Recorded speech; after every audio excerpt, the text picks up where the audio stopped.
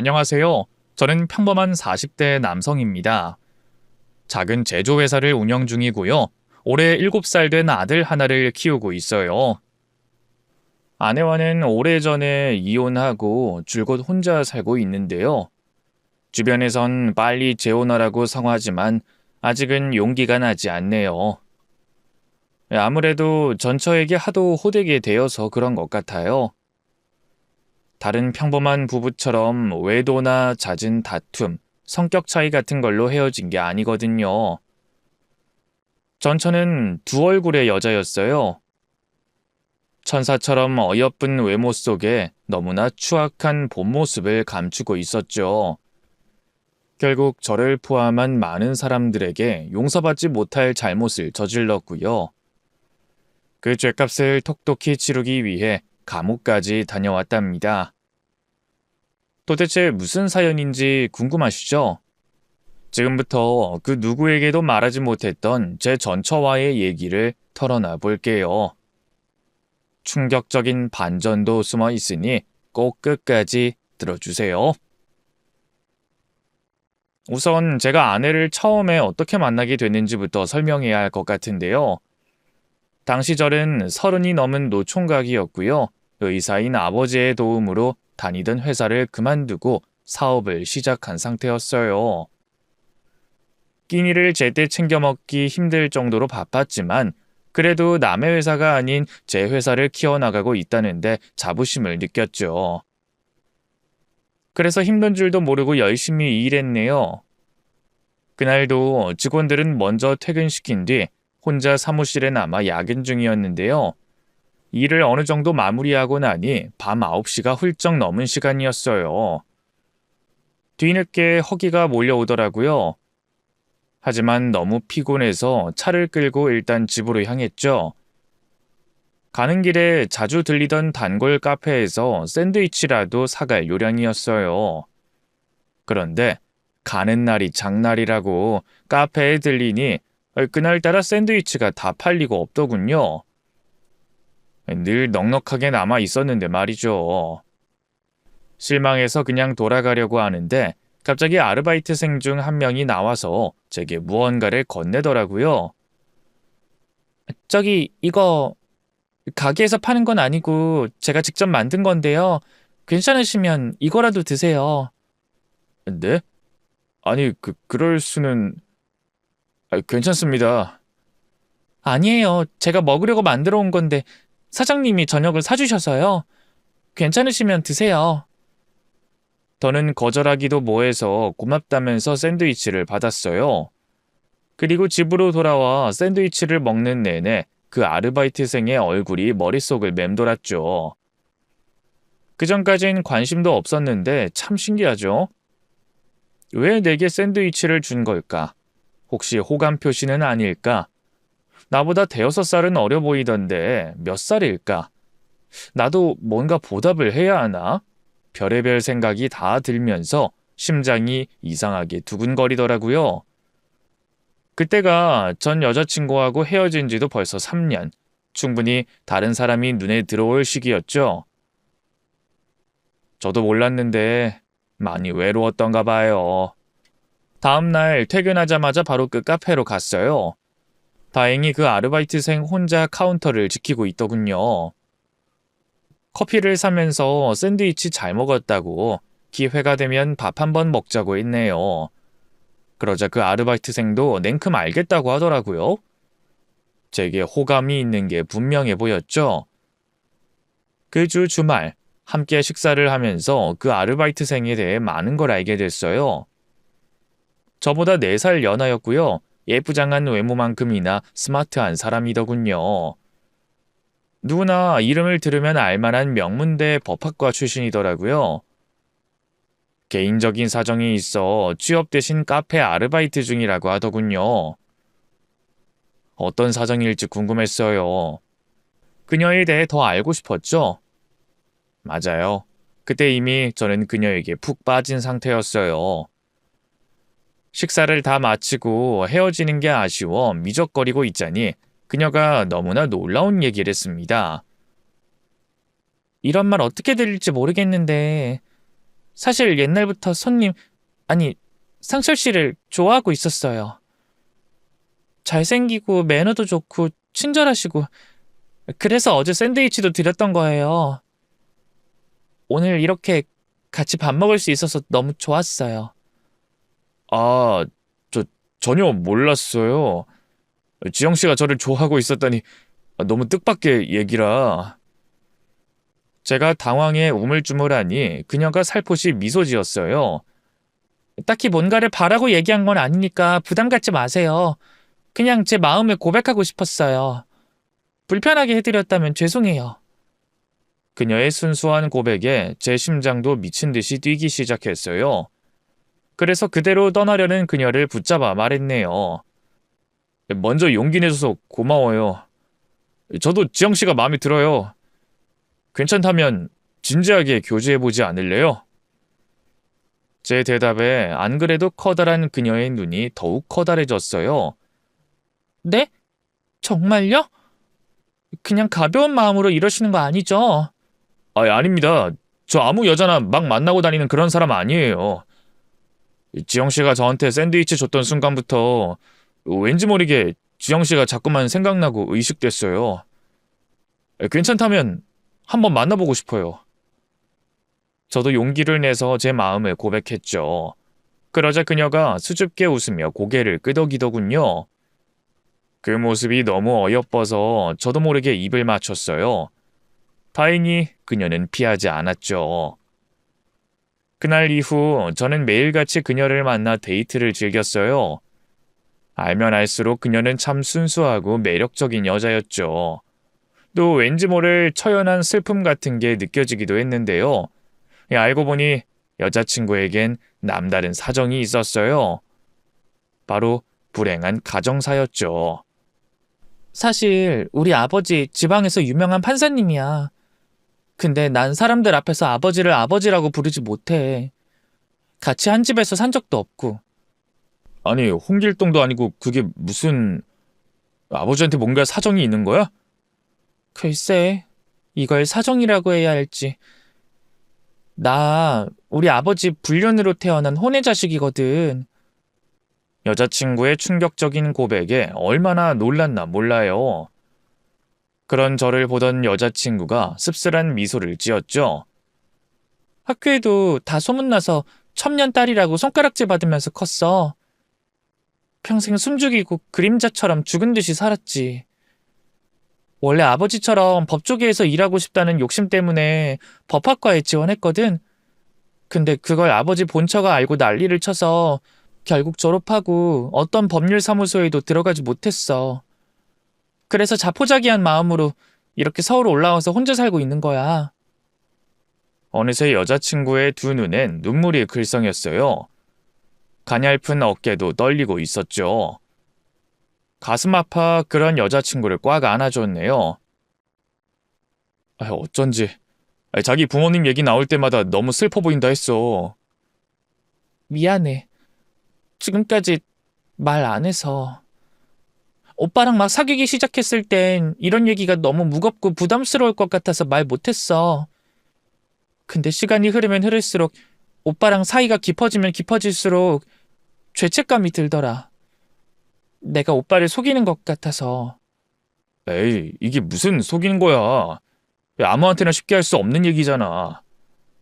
이해해줘서 고마워, 오빠. 이렇게 털어놓으니까 속이 후련하네. 만약 오빠가 나랑 헤어지고 싶다고 해도 이해해. 그러니까 부담 갖지 말고 말해줘. 뭐? 그게 무슨 소리야. 내가 자기하고 왜 헤어져? 그치만 전에 만났던 남자친구도 내 가정사 알자마자 헤어지자고 했는걸. 상간녀 딸은 아무래도 힘들 것 같다면서. 난 그런 쓰레기 같은 놈하고 달라. 네가 누구 딸이든 그게 뭐가 중요해. 내가 사랑하는 건 너 그 자체인데. 그렇게 말해줘서 고마워, 오빠. 여자친구는 감정에 복받쳤는지 아이처럼 엉엉 울기 시작했어요. 그런 여자친구를 달래주면서 결심했네요. 세상에 상처받은 이 사람을 제가 평생 곁에서 지켜주겠다고 말이죠. 특별한 가정사 때문인지 여자친구도 하루빨리 결혼을 바랬어요. 결국 사귄 지 2년 만에 저희는 양가 부모님께 교제 사실을 알렸고요. 본격적으로 식을 올릴 준비를 시작했죠. 부모님에겐 여자친구가 그냥 평범한 집안의 딸이라고만 말씀드렸어요. 여자친구가 저희 부모님께 워낙 잘했기 때문일까요? 다행히 부모님은 큰 반대 없이 결혼을 허락하셨고요. 여자친구네 부모님도 마찬가지였죠. 예비 장인어른은 본부인한테 비밀로 하고 상견례와 결혼식에도 빠짐없이 참석해 주셨는데요.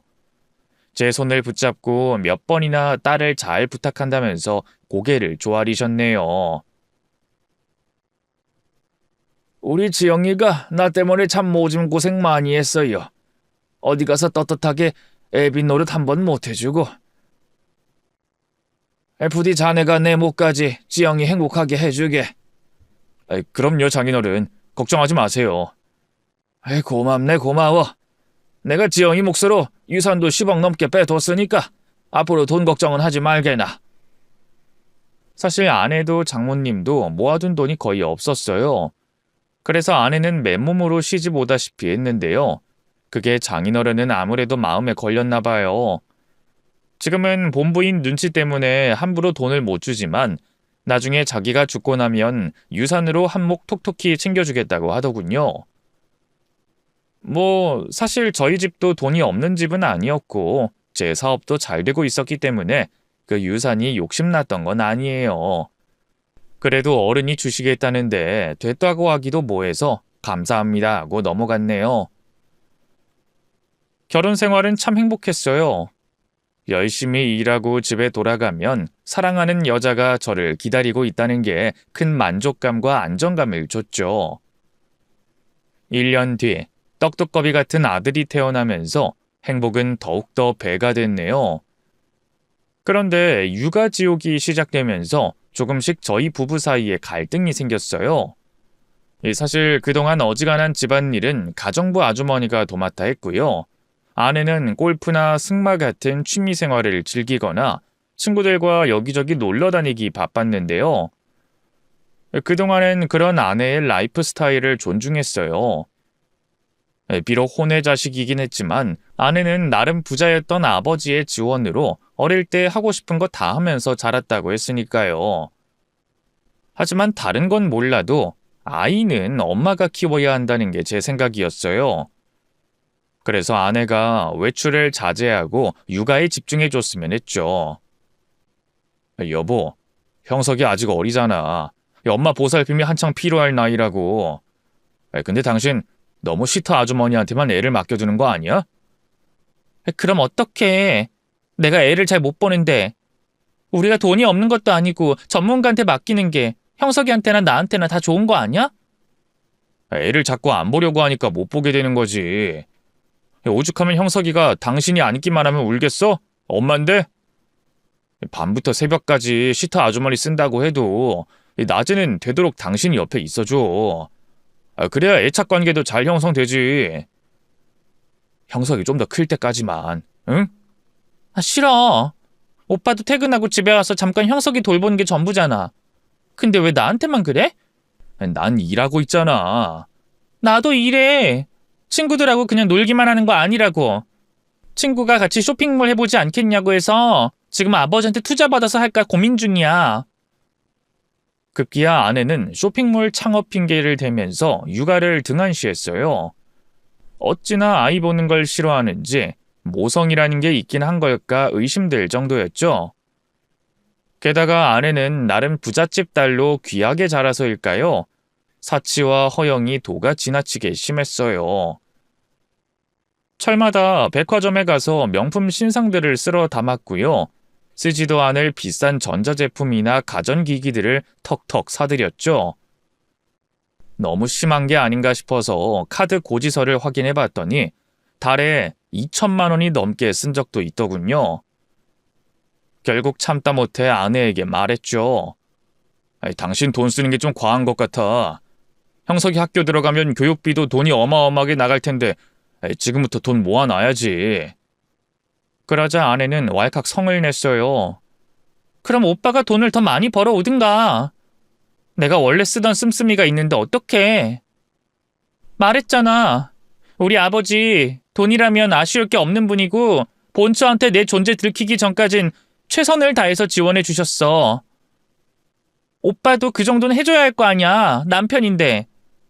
혼의 자식인 거 들키고 나서는 아무 지원도 못 받았다며. 그래서 결혼할 때도 돈 한 푼 없이 시집 온 거고. 그럼 없이 사는 것도 어느 정도 익숙해졌다는 거 아니야? 오빠 지금 나 상간녀 딸이라고 무시하는 거야? 얘기가 왜 그렇게 튀어? 오빠 하는 말이 그렇잖아. 상간녀 딸년이랍시고 결혼할 때도 맨몸으로 시집 온 주제 뭐가 잘나서 그렇게 사치 부리냐 이거잖아 지금.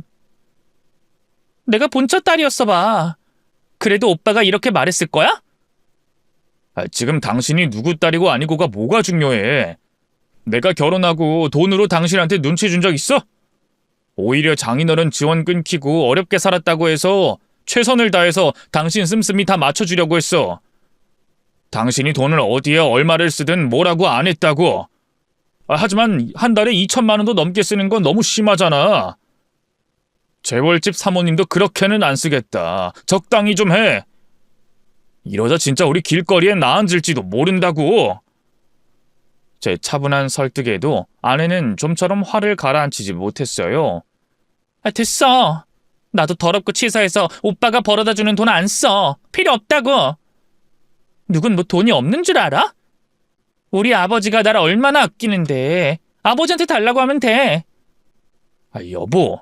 진짜 애도 아니고 왜 그렇게 철이 없어? 그럼 장인어른이 날 뭐라고 생각하시겠냐고. 내가 알게 뭐야. 그냥 하는 말인 줄 알았는데 아내는 정말로 장인어른에게 전화해서 돈을 달라고 했나 봐요. 며칠 뒤 장인어른이 제게 연락을 했더군요. 자네 지영이한테 돈으로 눈치 준다면서? 아니요, 장인어른, 그게 아니라 내가 우리 지영이 잘 부탁한다고 그렇게 얘기했는데 어떻게 자네가 이럴 수 있나? 지영이 씀씀이가 어지간해요 말이죠. 한 달에 2천만 원도 넘게 쓴 적도 있다고요. 남자가 돼가지고 아내가 쓰는 돈 하나 감당을 못해? 내가 말했잖아. 지영이 앞으로 따로 유산 다 빼뒀다고. 변호사 몰래 만나서 이미 유언장 작성까지 다 했어. 내가 죽으면 지영이 앞으로 10억은 넘게 들어갈 거라고. 그러니 그거 생각해서 지영이 씀씀이 가지고 뭐라고 하지 말게. 부탁하네. 장인어른이 그렇게까지 말하는데 뭐라고 더 할 수가 없더라고요. 그렇다고 그냥 아내의 씀씀이를 방관하기엔 경제적으로 너무 부담됐죠. 이러지도 저러지도 못하는 딜레마 속에서 아내와 저 사이의 다툼은 점점 늘어갔고요. 그때마다 아내는 장인어른에게 하소연했어요. 그럼 바로 장인어른이 제게 득달같이 연락해 화를 내셨죠. 정말 얼마나 스트레스를 받았나 몰라요. 시집살이가 아니라 처가살이가 따로 없었죠. 결국 나중엔 이혼까지 생각하게 되더군요. 고민 끝에 아내를 붙잡고 최후 통첩을 날렸죠. 당신 우리 다툴 때마다 계속 장인어른한테 이럴 거야? 이럴 거면 장인어른이랑 살지 나랑 왜 살아? 차라리 헤어지자. 생각지도 못한 말이었는지 아내는 큰 충격을 받은 것 같았어요. 그 커다란 눈에 금세 눈물이 그렁그렁해지더군요. 헤어지자니? 지금 설마 이혼하자는 거야? 당신 어쩜 그런 말을 그렇게 쉽게 해? 형석이도 있는데? 나도 쉽게 꺼낸 거 아니야. 요 몇 달 우리 계속 같은 문제로 싸우고 있잖아. 나도 지친다고. 그리고 걸핏하면 장인어른이 연락해서 감나라 배나라 하는 것도 힘들고. 알겠어. 아버지한테 더는 우리 문제 얘기 안 하면 되잖아. 그럼 안 헤어질 거지? 씀씀이도 좀 줄였으면 해. 내가 허리띠 졸라매면서 궁상 떨라는 거 아니잖아. 필요 없는 사치품 좀 사지 말라는 거지. 시즌별 명품백, 명품옷 죄다 사들여서 뭐해? 당신이 무슨 연예인도 아니고 그거 다 입지도 못하잖아. 제가 이혼 얘기를 꺼내서일까요? 아내는 평소와 달리 저자세로 나오더군요. 미안하다면서 고개를 푹 숙이더라고요. 내가 아버지 지원 끊긴 뒤로 너무 힘들게 살아서 한이 맺혀서 그런가 봐. 비싼 옷, 비싼 가방만 보면 어떻게든 손에 넣고 싶어져. 나도 자제하고 싶은데 잘 안 된다고. 이해는 하는데 자기가 감당 가능할 만큼만 돈을 써야지. 혼자 자제하는 게 힘들면 병원이라도 다녀볼래? 조심스럽게 아내에게 심리상담센터를 권했어요. 하지만 아내는 고개를 가로젓고는 뜬금없는 말을 하더군요. 병원은 됐고 내가 내 능력껏 돈 벌어서 쓸게. 그건 괜찮은 거지? 뭐? 당신이 돈을 벌겠다고? 전에 말했던 쇼핑몰 하겠다는 거야? 아니, 그건 이미 나가리 됐고. 그림 그려서 팔 거야. 아내가 결혼 후 취미로 그림을 배운 건 사실이었어요. 하지만 유명한 화가도 아닌데 그걸 팔아 돈을 벌겠다니 황당하더군요. 여보, 당신이 잘 모르나 본데 그림은 그렸다고 해서 다 팔 수 있는 게 아니야. 작품성이 있어야 하고 유명세도 필요하다고. 제가 자기를 바보 취급한다고 느낀 걸까요? 아내가 또다시 왈칵 성을 내더군요. 나도 다 알아. 내가 뭐 취미로만 그림을 배운 줄 알아? 대학 때 따로 부전공으로 미술학도 배웠고 그림도 배웠어. 꽤 실력 좋아서 전시회 입상도 하고 그랬다고. 오빠야말로 잘 모르면서 함부로 말하지 마. 아내가 따로 그림을 배웠다는 건 처음 듣는 사실이었어요. 어쨌든 자기가 벌어 자기가 쓰겠다니 뭐라고도 할 말이 없더군요. 그 뒤로 아내는 손님 방으로 쓰던 곳을 작업실로 바꾸고 정말 그림을 그리기 시작했어요. 나름 잘 그리는 것 같긴 했는데 제가 워낙 그림에는 문외한이었던지라 진짜 그걸로 돈을 벌 수 있는 건지는 긴가민가 하더라고요. 그런데 이게 웬걸, 아내는 호언장담한 대로 정말 그림으로 돈을 벌기 시작했어요. 그림을 본격적으로 시작한 지 3개월 만에 대형 수채화를 팔아 1,000만 원을 벌었고요. 그 뒤로도 쏠쏠하니 수익을 올리는 것 같더군요. 반년쯤 지나선 후원자까지 생겼다고 하더라고요. 뭐? 후원자? 원래 잘 나가는 신진 예술가들한테는 그런 후원이 붙거든. 당신 땡땡그룹이라고 알지? 우리 아버지랑 친한 분이 거기 회장님인데 내 그림을 전시회에서 보고 마음에 들었나 봐. 앞으로 돈 걱정 없이 그림 그리라고 계속 후원해 주시겠대. 그 뒤로 아내는 예전처럼 다시 돈을 펑펑 쓰기 시작했어요. 뭐 자기가 번 돈 자기가 쓰겠다는데 저도 더는 말릴 명분이 없더군요. 여전히 집안일과 아이에게 소홀한 게 사실이었지만 그것도 아내가 화가로서 직업이 생겼으니 이해해 줄 수밖에 없었죠. 대신 제가 일을 줄이고 아들에게 더 시간을 쏟았네요. 그러던 어느 날이었어요. 해외 거래처 문제로 6개월간 출장을 갈 일이 생겼지 뭡니까. 말이 출장이지 6개월이면 반년인데 뭐 사실 그 나라에서 살다 오는 거나 마찬가지였죠. 아무래도 그렇게 긴 시간 가족들과 떨어져 본 적이 없어 불안하더라고요. 그래서 아내에게 함께 가지 않겠냐고 제안했죠. 아들 유치원이야 잠깐 쉬면 그만이고 그림에 매진하던 아내도 리프레시할 겸 좋은 기회라고 생각했거든요. 하지만 아내는 단박에 거절하더라고요. 미안, 요즘 내 그림 찾는 사람들이 많아서 아무래도 계속 작업해야 할 것 같아. 그쯤에 아내는 부쩍 외부 활동이 잦아졌어요. 그림을 그리는 것만큼이나 사람들을 만나 친분을 쌓는 것도 화가로서 중요한 일이라 하더군요. 자연스레 저와 보내는 시간은 점차 줄어들고 있던 상태였죠. 이해는 했지만 서운하더라고요. 그래도 내색하지 않고 아내에게 잘 다녀오겠다 했네요. 아내는 미안했는지 공항까지 직접 배웅해줬어요. 그렇게 6개월간 해외에서 시간을 보냈어요. 그동안 일 때문에 여기저기 출장을 많이 다녔지만 그렇게 오랜 시간을 해외에서 보낸 건 처음이었죠. 한두 달은 향수병 때문에 고생도 많이 했네요. 그래도 매일 전화를 걸어주는 아내와 아들 덕분에 잘 이겨낼 수 있었어요. 그런데 언젠가부터 아내에게 오는 연락이 점차 뜸해지더라고요. 혹시 무슨 일이 생긴 건 아닐까 걱정이 됐지만 아내는 일이 바빠서 그런 거라며 대수롭지 않게 얘기하더군요. 하지만 뭔가 쎄하더라고요. 이 남자의 촉이라고나 할까요? 특히 아들을 잘 바꿔주지 않는 게 이상했죠. 혹시 바람이 난 건 아닐까? 벌써 아들에게 새아빠라면서 다른 남자를 인사시킨 건 아닐까 하는 말도 안 되는 상상까지 하게 됐네요. 아무래도 아내와 오랫동안 떨어져 지내면서 불안감이 커져서 그런 것 같아요. 한 2주 만에 아내와 연락이 됐을 때 결국 참지 못하고 아내에게 따졌죠. 당신 정말 요즘 왜 그래? 연락도 잘 안 되고 형석이도 안 바꿔주고 진짜 무슨 일이 있는 거 아니야? 일은 무슨 일? 그냥 요즘 전시회 준비로 너무 바빠서 그렇다니까. 형석이도 요즘 친한 친구 생겨서 거의 그 집 가서 놀아서 그래. 정말이야? 이건 혹시나 하고 묻는 건데 당신 다른 남자 생긴 건 아니지? 뭐? 그게 무슨 말도 안 되는 소리야. 당신 지금 나 의심하는 거야? 아니 그게 아니라 됐어. 당신한테 정말 실망이다. 난 피곤해도 해외에서 외로울 당신 생각해서 틈날 때마다 연락했던 건데 어떻게 내 가정사를 알면서도 그런 말을 할 수가 있어? 이젠 나도 몰라. 당신 혼자 거기서 잘 살아봐. 여보! 아내는 불같이 화를 내며 전화를 끊었고요.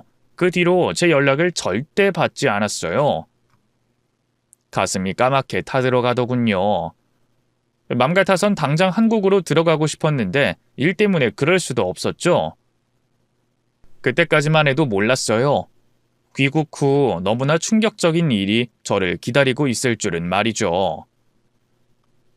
하루가 1년 같은 시간이 흘러 마침내 귀국할 날이 됐어요. 여전히 아내는 제 전화를 받지 않았고요. 공항으로도 마중 나와주지 않았죠. 어떻게든 아내와 화해하겠다는 마음에 커다란 꽃다발을 사들고 바로 집으로 향했어요. 그리고 떨리는 마음으로 초인종을 눌렀는데요. 웬일인지 아무도 응답하지 않더군요. 아내는 없다고 해도 일하는 아주머니가 계실 텐데 이상하다 생각하면서 번호키를 누르고 안으로 들어갔어요. 그리고 거실로 들어선 순간 눈앞에 펼쳐진 충격적인 광경에 저는 경악하고 말았습니다. 집은 말 그대로 텅 비어 있었어요. 사람이 없는 건 물론이고 가구와 가전까지 싹 다 빠졌더군요. 누군가 살았던 흔적조차 없는 그야말로 빈집이었죠. 충격에 빠져 아내에게 전화를 걸었지만 역시나 받지 않더군요. 바로 끊고 이번엔 오래 일했던 가정부 아주머니에게 연락했어요. 다행히 연결이 됐는데요. 돌아온 대답은 너무나 아찔했습니다. 사장님이 저 해고하신 거 아니에요? 사모님이 그렇게 말씀하시던데. 퇴직금 두둑히 챙겨주시긴 했지만 그래도 얼마나 원망스러웠는지 몰라요. 제가 뭘 잘못했냐고 물어봐도 그런 거 없다고만 하시고.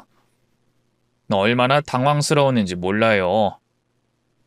그래도 내색하지 않고 일단 죄송하다 사과드리고 전화를 끊었어요. 그리고 바로 시터 아주머니에게도 전화를 걸었죠. 역시나 아내는 시터 아주머니도 제 핑계를 대고 해고했더군요.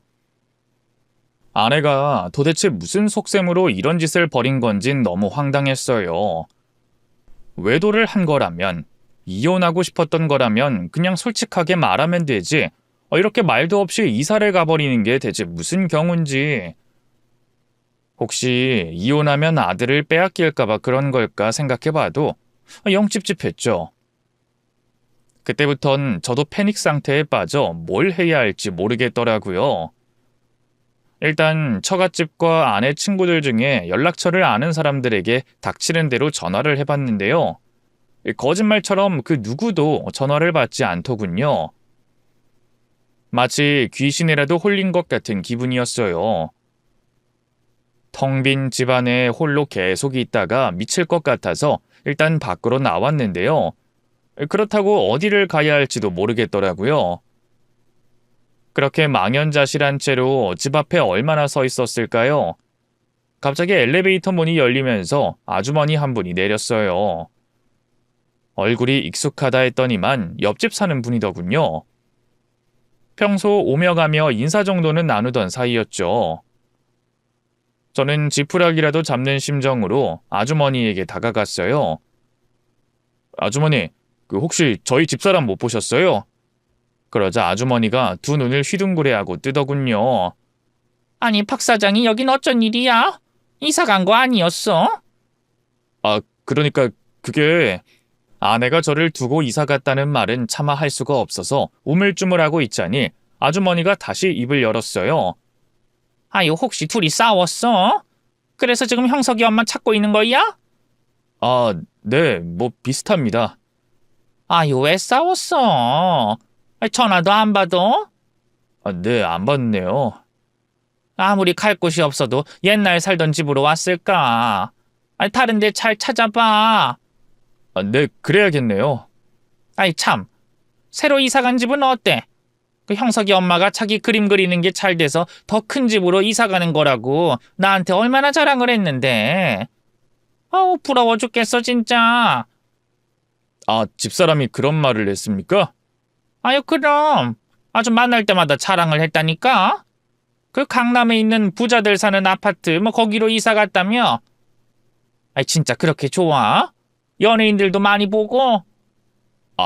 그게 뭐라고 답할 수가 없어 어색한 웃음만 흘리던 바로 그때였어요. 갑자기 아주머니가 너무나 충격적인 얘기를 꺼냈습니다. 그나저나 내 투자금은 잘 관리되고 있는 거지? 이 타다리 수익금이 잘 들어오더니만 이번 달에는 아직 소식이 없네? 원래 월초마다 주는 거 아니었어? 그게 무슨 말씀이세요? 투자금이라뇨? 아유, 왜 모른 척해? 아직 대외적으로는 비밀인 거야? 나 다 알아. 형석이 엄마가 얘기해줘서 5천만 원 투자도 했다고. 형석이 아빠 이번에 신약 관련해서 새 사업하는 그거 말이야. 형석이 엄마가 수익 100% 보장이라 하더라고. 타다리 수익금만 돈 100씩 가져갈 수 있다고 했을 땐 안 믿었는데. 아유, 고마워. 이렇게 좋은 기회 줘서. 덕분에 노후 걱정 덜었지 뭐. 아니, 전 대체 무슨 소리를 하시는 건지. 그러자 아주머니의 얼굴이 굳어졌어요. 뭐야? 형석이 아빠는 몰랐어? 아니, 어떻게 모를 수가 있어? 형석이 아빠 회사 일이잖아. 그게 전 전혀 모르는 사실이라. 그 신약 사업이라뇨? 저희 회사는 그런 사업 진행한 적 없습니다. 저만큼이나 아주머니도 큰 충격을 받은 것 같았어요. 아니, 그게 대체 무슨 말이야? 그럼 형석이 엄마가 나한테 했던 말은 다 뭐야? 내 돈은 또 어디 있는 거고? 아주머니의 파리한 얼굴을 보고 있자니 뭔가 일이 잘못돼도 단단히 잘못됐다는 생각이 들었어요. 안 되겠다 싶어서 바로 경찰에 연락해 자초지종을 설명했죠. 아내가 아들과 함께 실종됐다는 말에 경찰은 바로 수사팀을 꾸려주더군요. 저도 나름 아내가 있을 만한 곳을 여기저기 뒤지고 다녔죠. 하지만 그 어디에서도 아내의 흔적은 보이지 않았어요. 시간이 흐를수록 다른 건 둘째치고 아들이 걱정되더군요. 이제 겨우 6살인데 혹시 무슨 일 생긴 건 아닐까 너무 두려웠죠. 그렇게 한 이틀쯤 지났을까요? 피말리는 시간 속에서 점차 미쳐가고 있을 때쯤 모르는 번호로 전화가 한 통 왔어요. 혹시 아내일까 싶어서 바로 받았는데요. 발신인의 정체는 너무나 충격적이었습니다. 아빠! 하고 저를 부르는 아들의 목소리를 듣는 순간 두 눈이 번쩍 뜨이더군요. 형석아, 너 지금 어디야? 응? 도대체 어디로 간 거야? 엄마는 옆에 같이 있어? 아니, 엄마 지금 없어. 그럼 어디 갔는데? 아니, 그것보다 너 지금 어디야? 어디로 간 거야? 모르겠어. 엄마가 갑자기 우리 이사 가야 한다면서 여기로 데리고 온 건데. 아빠, 엄마가 좀 이상해. 나 유치원에도 못 가게 하고 자꾸 화만 내고. 나 무서워, 아빠. 아빠 보고 싶어. 급기야 아들은 울음을 터뜨렸어요. 그걸 그냥 듣고만 있자니 가슴이 천갈래 만갈래로 찢어지는 것 같더군요. 아빠가 얼른 갈게. 너 어디니? 어디야, 형석아? 모르겠어. 엄마랑 차 타고 온 거라. 일단 밖으로 한번 나가봐. 못 나가. 엄마가 아까 나가면서 밖에서 문 잠가버렸어. 아무리 열어달라고 해도 안 열어줘. 난 밖에 나가면 안 된대. 엄마 오면 또 나 방에 가둬놓을 거야. TV도 못 보게 하고 전화도 못 하게 하고. 아들의 대답은 너무나 충격적이었어요. 아내는 사실상 저희 아들을 납치 감금해둔 상태나 마찬가지였죠. 도대체 아내가 왜 이런 짓을 벌인 건지 이해가 되지 않았습니다. 그 전까지는 단순히 아내의 외도를 의심하고 있었는데요. 이웃집 아주머니가 한 말도 그렇고 아내가 더 큰 일을 벌이고 있다는 생각이 들더군요. 어쨌든 일단은 아들을 무사히 구출해내는 게 먼저였어요.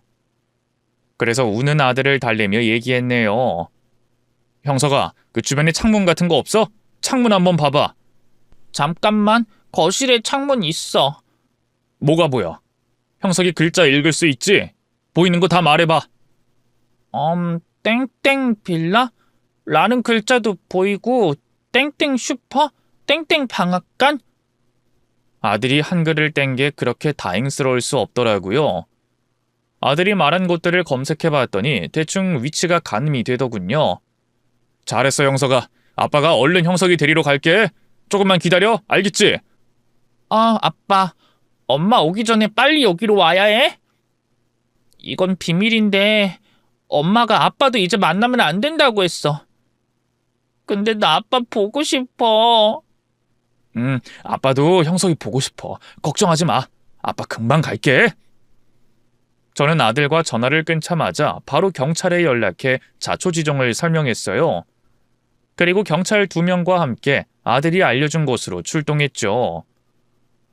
아들이 갇힌 곳으로 추정되는 곳은 낡은 빌라였어요.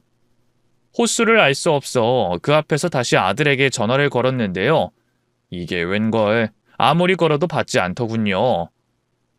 불길한 예감에 심장이 떨리기 시작했어요.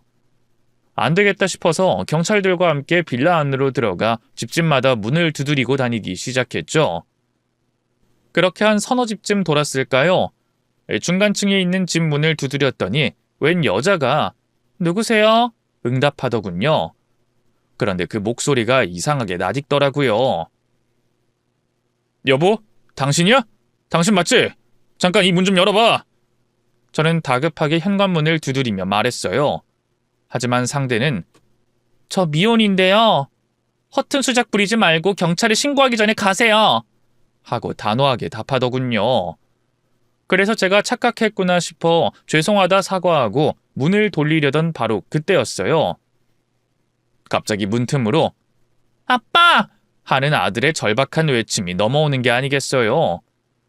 그 순간 전구에 퓨즈가 나간 것처럼 이성이 확 달아나더군요. 미친 듯이 문을 두드리며 당장 열라고 소리쳤네요. 당신이지? 아내 형석이랑 같이 있는 거지? 당장 문 열어! 얼른 열라고! 형석아! 형석아! 아빠야! 아빠 왔어! 하지만 안에선 더는 아무 소리도 나지 않았어요. 아내도 아들도 아무런 대답이 없었죠. 이대로는 안 되겠다 싶어 문을 부수려고 해봤지만 두꺼운 현관문은 꼼짝도 하지 않았네요. 경찰들과 어떻게 할까 상의하던 바로 그때였어요. 엘리베이터 문이 열리면서 경비 아저씨가 올라오더군요. 저희가 집집마다 문을 두드리고 다니니까 다른 호수분이 신고를 한 것 같더라고요. 아이, 누구신데 건물 안에 들어와서 행패 부리는 겁니까? 아이, 당장 나가세요. 큰 소리치던 경비 아저씨는 경찰들을 보고 깜짝 놀라더라고요.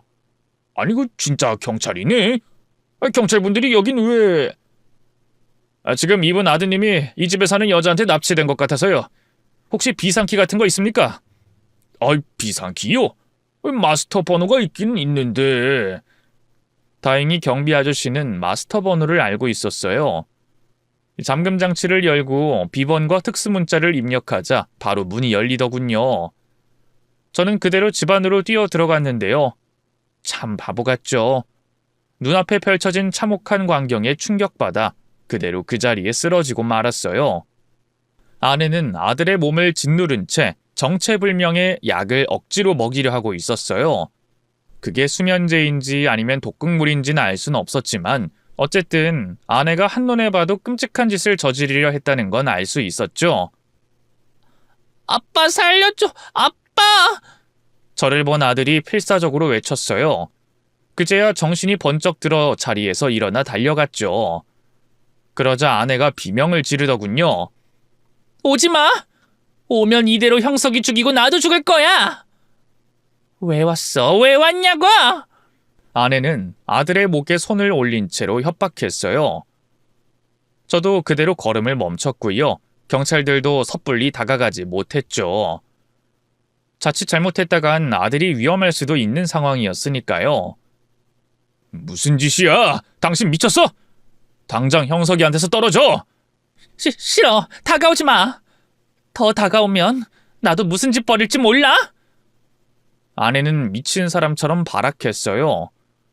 정말 제가 알던 철없고 유약하지만 어여뻤던 아내가 맞는지 의심스러울 정도였죠. 진정해! 형석이야! 당신 아들이라고! 몰라. 애초에 내가 낳고 싶어서 낳은 아이도 아니었어. 당신 잡으려고 낳은 거였다고. 애가 듣는데 그게 무슨 소리야?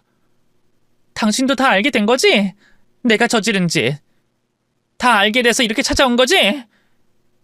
미안해 여보. 나도 잘해보려고 했는데 다 망해버렸어. 빚더미에 올라버렸다고. 아내는 정상적인 대화가 불가능한 상태였어요.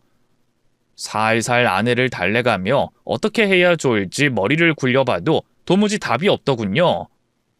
그런데 바로 그때였어요.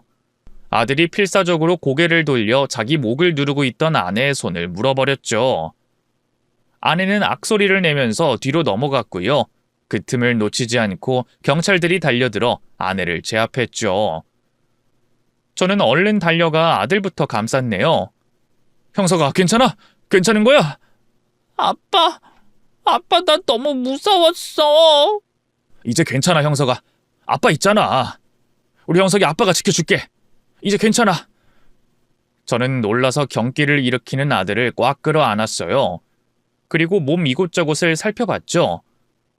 다행히 군데군데 멍은 좀 들었는데 크게 다친 곳은 없어 보이더군요.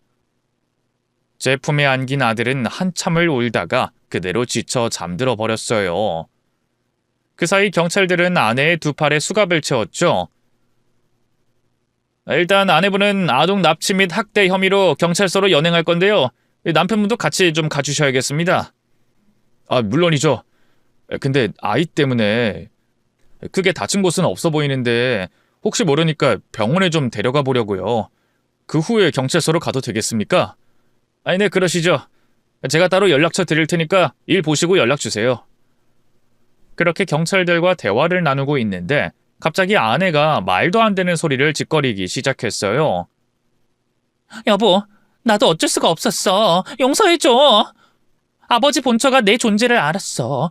내가 행복하게 사는 꼴을 도저히 못 보겠다면서 막 우리 형석이를 죽이려고. 그래서 어쩔 수가 없었어. 옛날 같았으면 아내의 그런 말도 안 되는 변명을 믿었을지도 모르겠어요.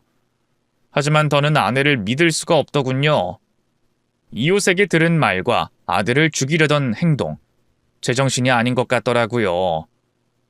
지금 그걸 말이라고 해? 당신 좀 이상해. 완전히 미친 사람 같다고. 뭐? 내가 미친년 같다는 거야 지금? 당신이 뭔데 나에 대해 그따위로 말해. 이건 나! 다 죽여버릴 거야! 다 죽여버릴 거라고! 아내는 또다시 몸부림치며 발악하기 시작했어요. 혹시라도 아들에게 해코지를 할까봐 도망치듯 그 자리를 빠져나와 병원으로 향했네요. 아들은 병원 검진 결과 아무 문제 없었어요. 문제는 아내였죠.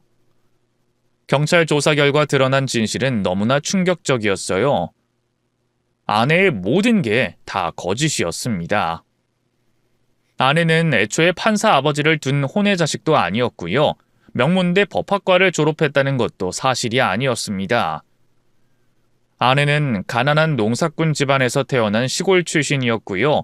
대학 졸업은커녕 중학교도 다니다 말았더라고요. 이미 저를 만나기 전부터 지인들을 상대로 사기를 쳐 돈을 여러 번 뜯어냈더군요. 그러다 더는 그게 먹히지 않자 아르바이트 하던 카페의 단골 손님이었던 저를 표적 삼아 일생일대의 사기를 감행한 거였죠.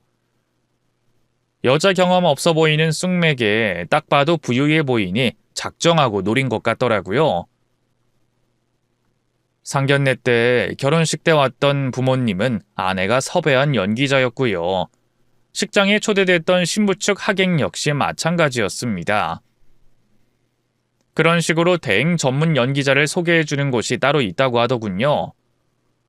어떻게 보면 범죄에 가담한 꼴인데 왜 그런 곳들이 법의 철퇴를 맞지 않고 버젓이 영업하고 있는 건지 의문일 뿐입니다.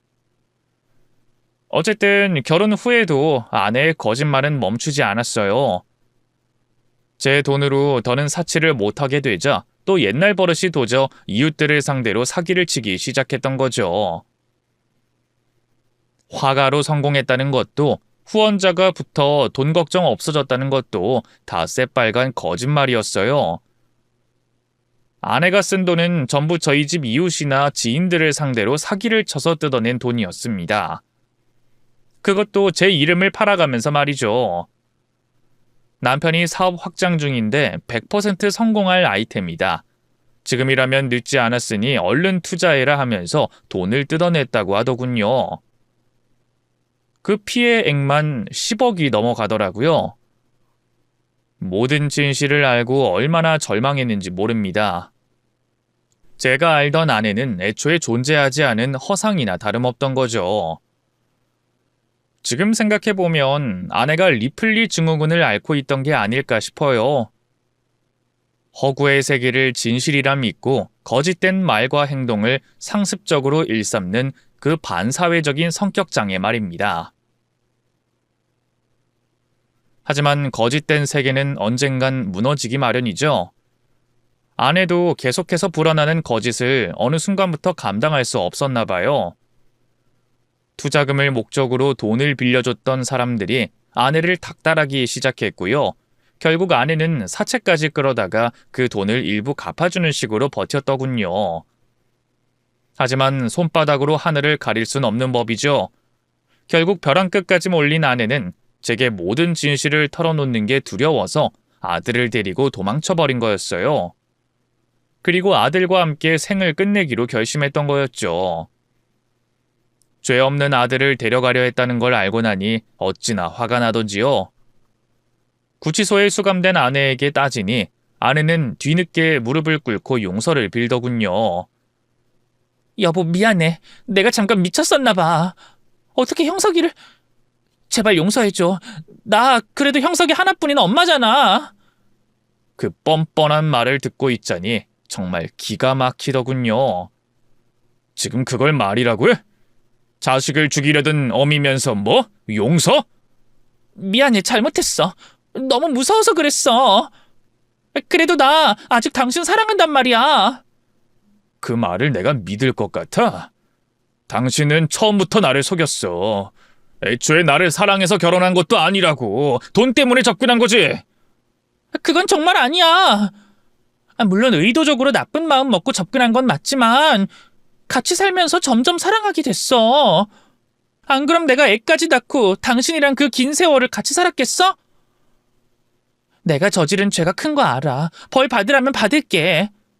하지만 당신마저 나를 떠나지 말아주라. 형석이랑 같이 도망갔던 것도 당신한테 내 초라한 본 모습을 보여주고 싶지 않아서였어.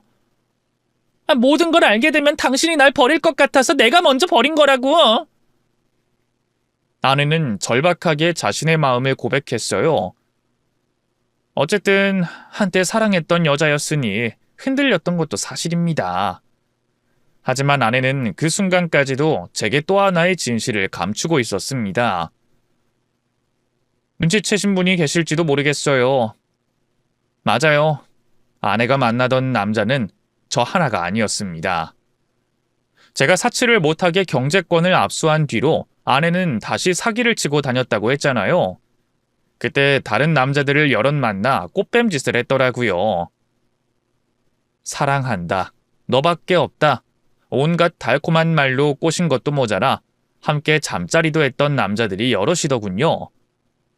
순전히 돈을 뜯어낼 목적이었는지 아니면 자기도 같이 즐겼던 건지 제가 알게 뭡니까? 이 사실을 알게 된 뒤로 그나마 남아있던 아내에 대한 쥐꼬리만한 미련마저 전부 사라졌어요. 전 아내에게 돈을 뜯어낼 수 있는 먹잇감 그 이상도 이하도 아니었던 거죠. 아내가 만났던 다른 남자들처럼 말입니다. 결국 저는 아내에게 이혼 및 사기 소송을 걸었고요. 아내는 법의 심판을 받았습니다. 이혼은 당연히 승인됐고요. 아들의 양육권과 친권도 전부 제가 갖게 됐죠. 아내가 저지른 사기죄 역시 실형이 선고됐어요. 워낙 피해자들이 많아서 사기죄 치고는 꽤 긴 형량이 선고됐죠. 몇 년 전에야 간신히 출소한 걸로 알고 있는데요. 그 뒤로도 아내의 삶은 밑바닥을 면치 못했습니다. 공통 지인에게 듣기론 현재 정신병원에서 입원 생활 중이라 하더군요. 아내 부모님이 더는 아내의 이상행동을 견디지 못해 병원에 집어넣은 것 같더라고요. 한때 누구보다 사랑했던 여자였기에 씁쓸한 마음이 드는 것도 사실이지만 이제 남보다도 못한 사이가 된 만큼 더는 신경 쓰지 않으려고 합니다. 전처와 완전히 결별한 후 제 인생은 완전히 달라졌어요. 물론 좋은 쪽으로 말이죠.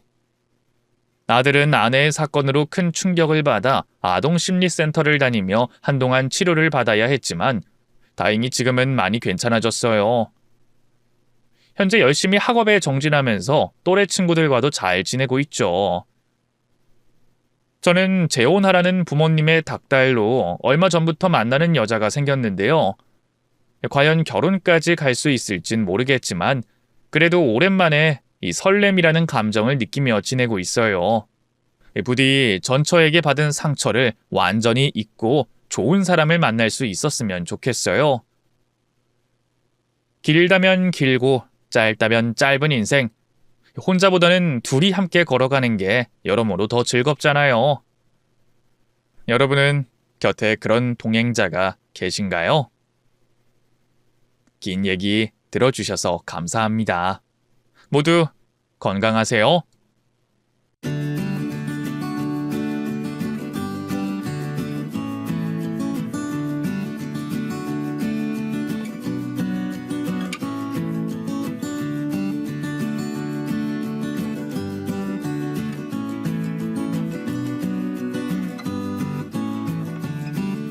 안녕하세요. 저는 2번의 결혼을 한 40대 여자입니다. 2번의 결혼 모두 순탄치 않았는데요. 아무래도 제가 많이 부족한 사람이어서 그런가 봅니다. 오늘 사연은 2번째 결혼 생활과 많은 사건과 믿을 수 없는 반전의 이야기를 적어보려고 해요. 하늘과 땅이 울부짖을 사연이니 꼭 제 이야기를 들어주세요. 부탁드립니다. 바람난 첫 남편과 소송으로 이혼하고 10살 아들을 홀로 키우게 됐어요. 중소기업을 다니며 아들을 양육했는데 전 남편이 양육비를 지급하지 않아 생활이 조금 빠듯했습니다. 양육비 소송을 했는데 전 남편이 돈 없다고 배째라는 식으로 나와서 이도저도 안 되고 끝나버렸답니다. 아마 이혼 후 양육비 소송을 해본 분들이라면 잘 아실 겁니다. 안 주겠다고 마음먹은 사람은 어떻게 해서라도 지급하지 않는답니다. 어쨌든 아들을 잘 키워야 했고 먹고 살아야 했기 때문에 아들과 보내는 시간보다 일하는 시간이 길어졌습니다. 그렇게 2년 동안 반복되는 시간을 보내던 중 아들이 저에게 재혼을 안 하냐고 묻더라고요. 어리기만 한 줄 알았던 녀석이 제가 아주 조금 고생하는 게 마음에 걸렸는지 새아빠를 구해서 편하게 지냈으면 좋겠다는 소리를 하더라고요. 아들내미 말을 듣고 기분이 좋긴 했지만 재혼 생각은 하나도 없었습니다. 그런데 이 사람 마음은 갈대 같다는 말처럼 휙 하고 바뀌어버렸답니다. 동료 중 하나가 괜찮은 이혼남이 있다며 소개팅을 제안했고 저는 설레는 마음으로 좋다고 대답했어요. 그리고 얼마 뒤에 만나게 됐는데 듬직하고 순박한 남자가 나왔더라고요. 손을 보니 고생도 많이 한 것 같았는데 꼭 책임감이 있고 성실한 것 같았어요. 또 저처럼 아들이 하나 있는 것도 마음에 들었습니다. 그래서 좋은 마음으로 그와 사귀게 됐고 1년 만에 재혼을 마음먹었습니다. 제 아들과 그이의 아들이 같이 만나게 됐는데 그날 제 마음이 크게 요동쳤습니다. 그이의 아들이 5살 꼬맹이였는데 무척이나 귀엽고 사랑스러웠어요. 그리고 저를 보자마자 엄마라는 소리를 하며 따랐는데 가슴이 꿀렁꿀렁거리는 느낌이었습니다. 왠지 전생에 제 자식이었을 것 같은 상상까지 하게 됐답니다. 재혼은 특별한 것 없이 살림을 합치기만 했어요. 결혼식이나 웨딩사진 같은 건 허례허식 같아서 생략하기로 했죠. 그리고 혼인신고도 조금 미뤘다가 하자고 말을 맞췄어요. 한번 결혼에 실패한 두 사람이니 섣불리 혼인신고하는 게 겁이 났던 것 같습니다.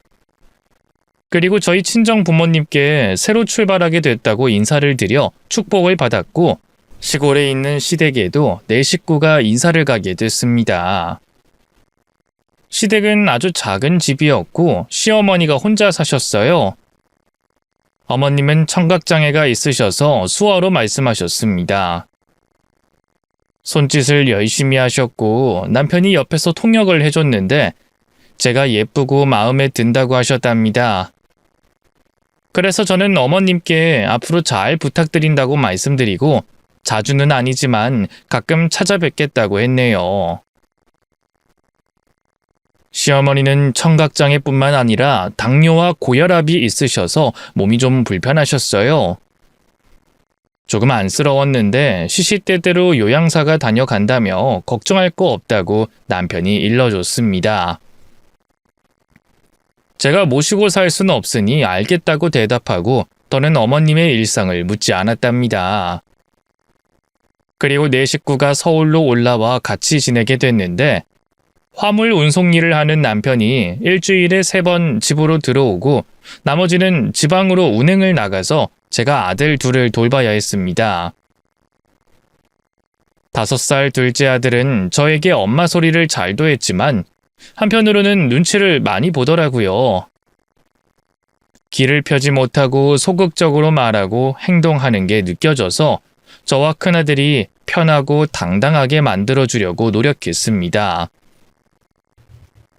민우가, 여긴 민욱이 집이야.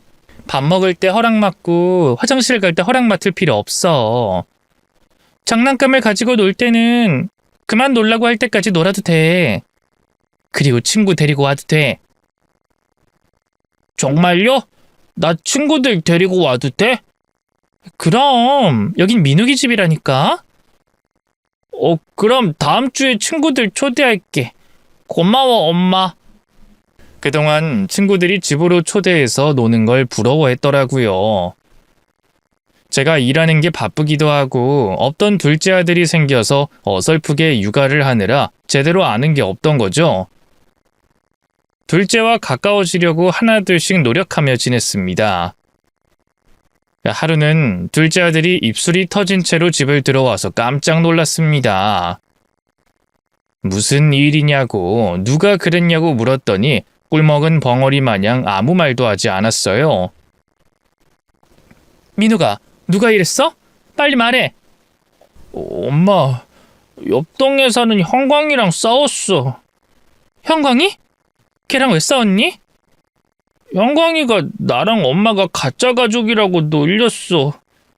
계모는 나쁜 거라면서 엄마 욕했어. 그래서 싸웠어. 뭐야, 그 녀석이 진짜 그렇게 말했어? 그래서 너는 맞고만 있었니? 아니, 형광이 지금 병원에 실려갔어. 내가 때려 눕혔거든. 그 말을 듣자 아들이 잘했다는 생각이 들었습니다. 물론 남의 자식도 귀하긴 하지만 나쁜 말을 했으니 혼나도 싸다고 느낀 거죠. 그리고 민욱이가 저를 진짜 엄마로 생각해주는 것 같아 고마웠답니다. 현광 엄마와 만나서 대화를 나눠봤는데 다행히 현광이가 먼저 잘못한 걸 알고 있어서 치료비를 달라는 말은 하지 않더라고요. 그래서 그냥 넘어갔답니다. 그날을 기점으로 제 아들 민욱이에게 좋은 가르침을 해주면 좋을 것 같아 유도체육관에 보냈어요.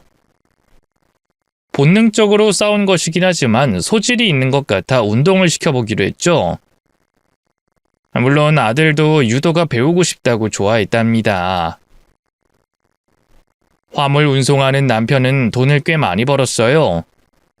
매달 800만 원을 벌어서 저에게 생활비를 400만 원씩 줬답니다.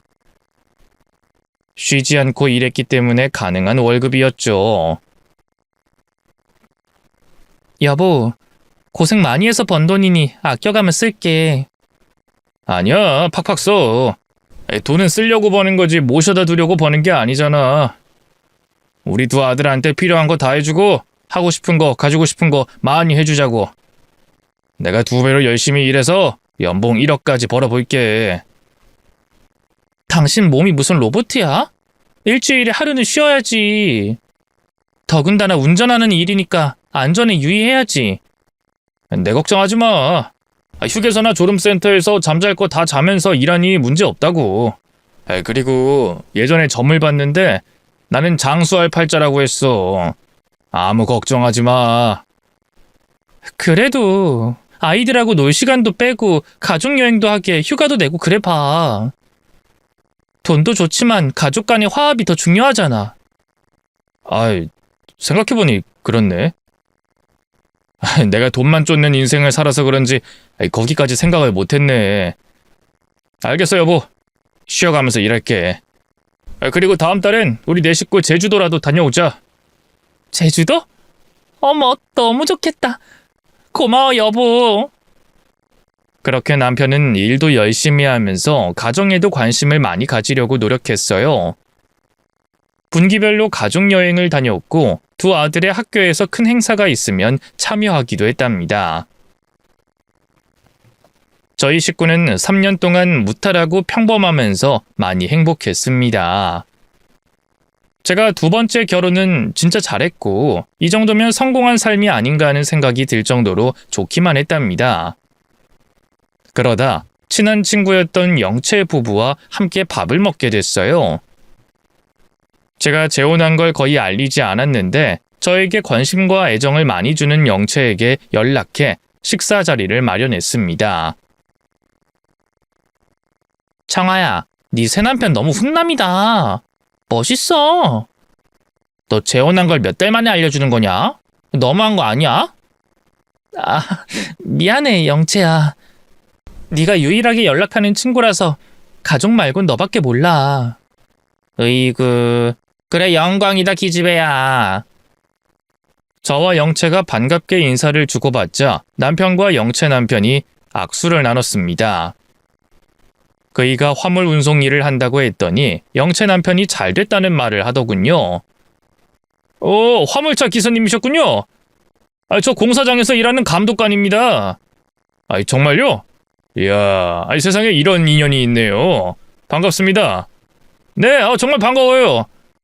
안 그래도 화물 운송해줄 기사님이 필요한 때인데 세훈 씨가 해주시면 어떨까요? 저야 일을 주시겠다는데 마다할 리가 있겠습니까? 고맙습니다. 저도 영채 남편의 직업을 몰랐던 터라 갑작스러운 배품에 기분이 좋았습니다. 그래서 남편은 일거리가 늘었고 버는 돈도 확실하게 많이 늘었답니다. 그렇게 여러 가지로 잘 풀리고 있었고 가족도 행복하게 잘 살고 있어 걱정거리가 없었습니다. 그런데 3년 뒤에 결혼 생활이 꼬이기 시작했습니다. 어느 날 남편이 무슨 짓을 해서 제가 크게 실망하고 낙심하게 됐습니다. 정확하게 재혼한 지 3년하고 3개월 만이었죠. 당신 이거 뭐야? 법원에서 날라왔어. 인터넷 불법 도박? 당신 도박했어? 아, 그거 별거 아니야. 이리 줘. 이게 어떻게 별게 아닐 수가 있어. 인터넷으로 불법 도박한 게 얼마나 큰 잘못인지 몰라?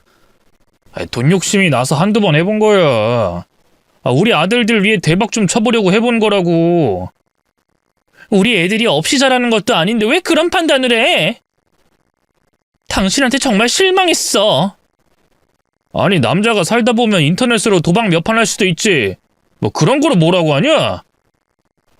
그리고 도박해서 땄다고. 700만 원이나 땄단 말이야. 지금 그걸 말이라고 해? 자랑이니? 이 모진 사람아. 애들이 알면 어떻게 할 거야? 그건 당신이 입 다물면 모를 거 아니야. 이런 짓 한 건 다 신상 기록에 남거든? 당신이 한 행동 때문에 우리 아들들 미래의 발목을 잡으면 어쩌려고 이런 짓을 했어? 아이, 귀 따가워. 당신 가면 갈수록 질린다. 그동안 잔소리 듣는 것도 짜증났는데 오늘은 아주 폭발을 하네. 내가 알아서 할 테니까 신경 끄고 살림이나 제대로 해. 살림? 내가 언제 살림 제대로 못한 적 있어? 나 회사 다니면서 애들 다 케어하고 집안 살림도 열심히 하고 있어. 부족함 없이 아주 잘하고 있다고. 그래, 당신 잘났다. 완벽한 마누라 두고 인터넷으로 도박한 내가 미친 자식이야. 됐냐? 당신 끝까지 잘못을 시인하지 않는구나. 또 이런 짓 버릴 거야? 누가 그렇대? 나도 반성하고 있는데 당신이 말을 재수없이 하니까 그런 거 아니야? 나 당신 아내야. 잘못된 걸 확실하게 짚고 화를 내는 건 당연한 일 아니야? 그제야 남편은 목소리를 낮추고 사과하더군요. 다시는 도박하지 않고 아들들에게 부끄러운 짓을 하지 않겠다고 약속했습니다. 그런데 그 일이 있은 지 얼마 되지 않아 더 큰 일이 터졌답니다. 일요일 오전에 누가 초인종을 울려서 나가봤더니 예쁜 중년의 여자가 있더라고요. 무슨 일로 왔냐고 물었더니 세상에 남편에게 외상값을 받으러 온 룸사롱 마담이라고 했습니다. 박 사장님 댁 맞죠? 룸사롱 운영하는 마담인데 사장님이 3개월 동안 외상값 2천만 원을 갚지 않으셔서요. 고소할까 하다가 이렇게 집으로 와서 한번 경고하면 주실 것 같아 들렸습니다. 네? 제 남편이 룸사롱을 다녔다고요? 박세훈 씨가 외상한 게 맞아요? 그럼요, 확실하죠. 제가 외상을 괜히 주겠어요? 다 신상 파악하고 외상해주는 겁니다. 그동안 박 사장님이 우리 룸사롱에 와서 아가씨들하고 얼마나 재밌게 놀았는데요. 근데 놀 땐 좋았지. 돈 주기가 싫어서 잠수를 타셨더라고요. 안에 사장님 계세요? 진짜 믿을 수 없는 일이네요. 잠깐 기다려보세요. 남편 깨워올게요. 집안엔 애들이 있으니 들어오지 마세요. 외상값만 주시면 바로 사라져 드리죠. 그게 아니면 해결사들 데리고 다시 올 겁니다. 저는 안방으로 뛰어들어가 남편의 등짝을 사정없이 갈기며 깨웠습니다. 아이, 당신 지금 뭐하는 짓이야? 이 화상아! 집 밖에 룸사롱 마담이 왔어. 당신한테 외상값 받으러 왔대. 이 더러운 인간아. 그동안 바쁘다고 날밤 새우고 들어오더니 그게 다 술 먹고 여자랑 노느라 그랬던 거냐? 뭐? 마담이었다고? 아이, 젠장. 왜 집까지 찾아오고 지랄이야, 씨. 잠깐 있어봐. 남편은 옷가지를 챙겨 입고 현관 밖으로 나가더군요. 저는 뒤를 따라 나가서 두 사람의 대화를 확실하게 들었습니다. 박 사장님, 술값이랑 2차 비용까지 다 해서 2천만 원 넘어요. 외상을 너무 많이 하셨어요. 아이, 그렇다고 집까지 오면 어떡해? 연락이 안 되니까 찾아왔죠. 그리고 한 번만 더 언성 높이면 해결사들 호출할 겁니다. 아이, 정마담. 왜 이러나? 내가 안 갚겠다는 것도 아니잖아. 그리고 2천만 원을 지금 당장 줄 수는 없으니 일주일만 기다려주게. 안 돼요. 오늘 받지 못하면 나도 내 방식대로 해서 외상값 받아낼 거예요. 그러니까 선택하세요. 오늘 돈을 주든지 해결사들한테 끌려가서 떡이 되도록 얻어터지고 갚을지. 아이, 정마담. 아이, 진짜 너무하네. 알았어. 주면 될 거 아니야. 같이 나가자고. 은행 가서 대출 받아줄 테니까 따라오라고. 남편은 룸사롱 마담과 사라졌고 저는 집 안으로 들어가 여러 고민에 빠졌습니다. 이런 남자와 계속 살아야 하나 열심히 고민을 해봤답니다. 답은 끊어내는 게 맞겠다 싶어서 더 참지 말고 정리하기로 했어요. 대출을 받아 외상값을 갚고 집으로 돌아온 남편에게 조용히 말을 건넸습니다. 당신한테 아무것도 묻지도 따지지 않을게. 우리 혼인신고도 안 했으니까 이쯤에서 갈라서자. 여긴 내 집이니까 당신은 몸만 나가면 돼. 뭐?